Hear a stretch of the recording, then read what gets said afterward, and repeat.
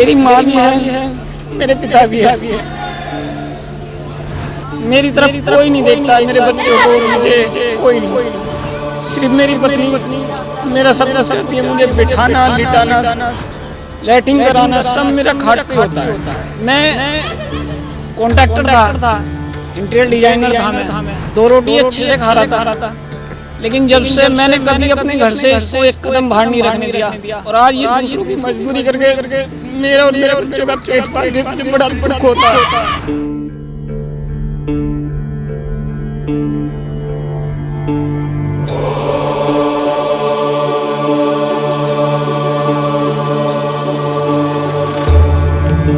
हर हर गंगे जय मां गंगे। सनातन धर्म में कावड़ यात्रा को आस्था और समर्पण का प्रतीक माना जाता है।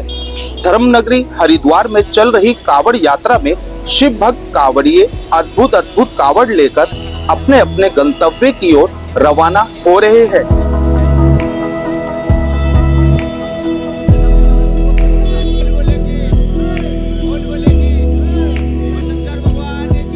तो वहीं उत्तर प्रदेश मोदी नगर निवासी आशा ने भक्ति और प्रेम का अद्भुत संदेश दिया है। आशा ने अपने दिव्यांग पति को कांधे पर उठाकर कावड़ यात्रा कराने का संकल्प लिया है।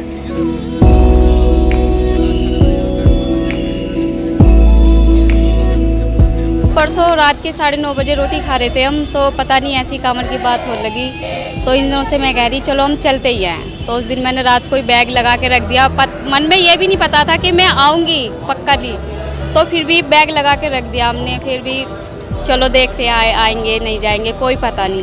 फिर एकदम अनचक से मन बना ही लिया कि जाना है तो जाना है। फिर हम आए, चलो भोले सबकी सुनते हैं। आज हम पहली बार कुछ मांगने के लिए आई हूँ मैं आज यहाँ पे, तो अब देखते हैं। मैं अपने पति के लिए आई हूँ कि मेरे पति जैसे पहले थे पैरों पे चलते। इतनी शक्ति कैसे आती है? आप एक औरत हैं, आदमी हैं, तो उनको कंधे पर बैठाना और इतने कई किलोमीटर दूर, ये तो मुझे नहीं पता कि इतनी शक्ति कैसे आ रही है कैसे नहीं।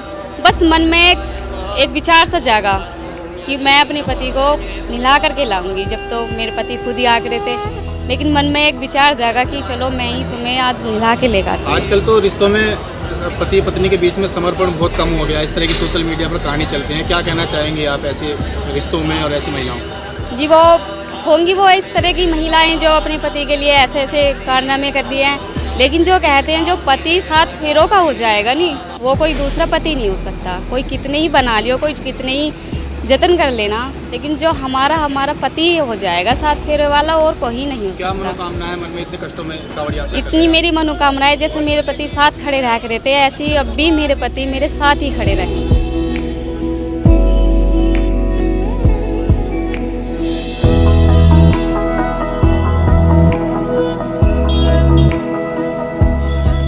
आशा हर की पौड़ी ब्रह्मकुंड पहुंची और मां गंगा का जल भरकर भगवान शिव की ससुराल राजा दक्ष की नगरी में स्थापित दक्षेश्वर महादेव का जलाभिषेक कर अपनी यात्रा को प्रारंभ किया।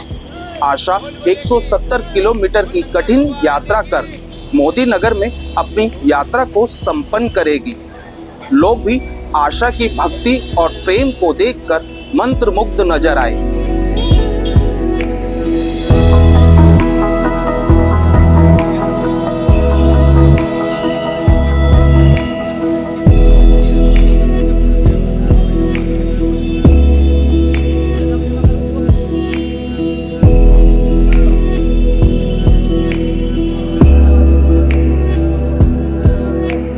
साल से देख रहा हूँ अपने जीवन की ये बहुत कैडी चुनौती है, क्योंकि मैं उससे पहले बिल्कुल स्वस्थ था, काम हिला बढ़िया था मेरे 2 बच्चे थे, पालन पोषण अच्छा चल रहा था। लेकिन मैं पिछले 16 साल से यहाँ आ रहा हूँ और अब मेरी स्थिति ये होगी, पिछले साल मैं नहीं आ पाया क्योंकि पिछले 1 दिसंबर को मेरा ऑपरेशन हुआ था रीढ़ की हड्डी का, तो उससे मेरा पैर डैमेज हो गया। अब मैं सावन का महीना चला भी नहीं था, उससे पहले मेरी घरवाली को ये लगा कि तुम उदास से रहते हो। मैंने फिर भी नहीं बताया क्योंकि मुझे उमंग थी हर साल आने की।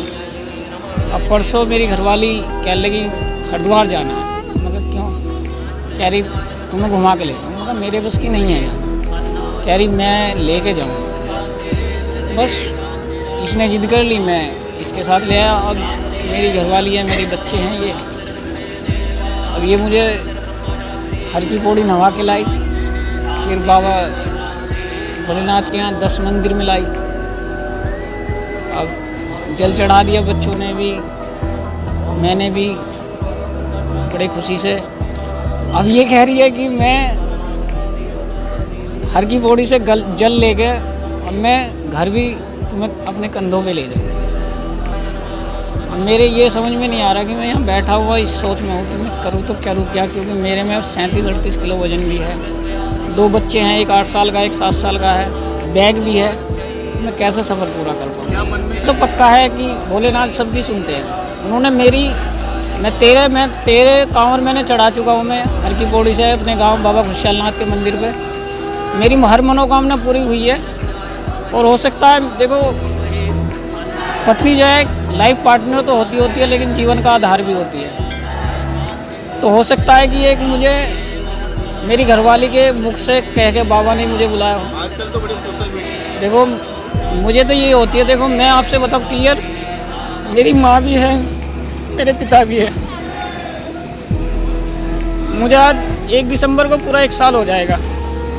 मेरी तरफ कोई नहीं देखता है, मेरे बच्चों को, मुझे कोई नहीं। सिर्फ मेरी पत्नी मेरा सब कुछ करती है। मुझे बिठाना, लिटाना, लैट्रिन कराना सब मेरा खाट पे होता है। मेरे बस की कुछ नहीं है। और मैं कॉन्ट्रैक्टर था, इंटीरियर डिज़ाइनर था। मैं 2 रोटी अच्छे से खा रहा था, लेकिन जब से मैंने कभी अपने घर से इसको 1 कदम बाहर नहीं रखने दिया, और आज ये दूसरों की मजदूरी करके मेरा और मेरे बच्चों का पेट पालने, मुझे बड़ा दुख होता है।